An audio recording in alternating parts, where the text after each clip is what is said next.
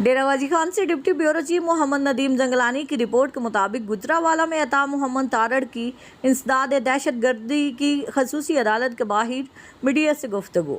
सायरा अफजल तारड़ समेत जितने भी हमारे मेन लोग जलसा में मौजूद थे उन पर दहशत गर्दी का मुकदमा बनाया गया। वजीराबाद में इमरान खान पर फायरिंग का जो अफसोसनाक वाक़या हुआ इसका आज तक मुकदमा दर्ज नहीं किया गया। हमने तकरीरों में इस वाक़े की मजम्मत की, लेकिन इसके बावजूद हम पर दहशत गर्दी के मुकदमात बनाए गए। हमें इमाम में डालकर FIR में शामिल किया गया। कहते हैं फायरिंग वाक़या का मुकदमा वज़ीर आज़म, वज़ीर दाखिला या फौजी अफसर के खिलाफ दिया जाए। पंजाब में हुकूमत मियां शहबाज शरीफ की नहीं और ना यहाँ के वज़ीर दाखिला राना सनाउल्लाह हैं। पंजाब में सिक्योरिटी जिनकी जिम्मेदारी थी उनके खिलाफ मुकदमात दर्ज होने चाहिए। वज़ीराबाद वाक़े की FIR जितनी लेट होगी इन्वेस्टिगेशन इतनी ख़राब होगी। वज़ीराबाद वाक़या में जो शहीद हुआ वो हमला आवर की गोली से नहीं, इमरान खान के गार्ड की गोली से हुआ। पहले भी मुकदमात का सामना किया है, अब भी करेंगे। मुन्निस इलाही जैसे नाबालिग शख्स के हाथ में पंजाब सौंप दिया गया।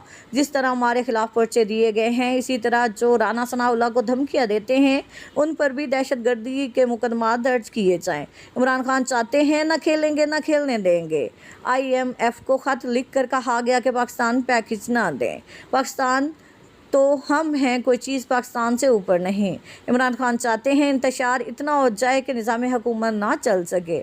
गवर्नर हाउस पर एक साजिश के तहत हमला हुआ, इसकी FIR दर्ज करवाई जाए। अब पलस्तर पहने पलस्तर उतारें, सब देख रहे हैं, ये फौरी FIR दर्ज करवाएं, वरना हम इन पर FIR दर्ज करवाएंगे।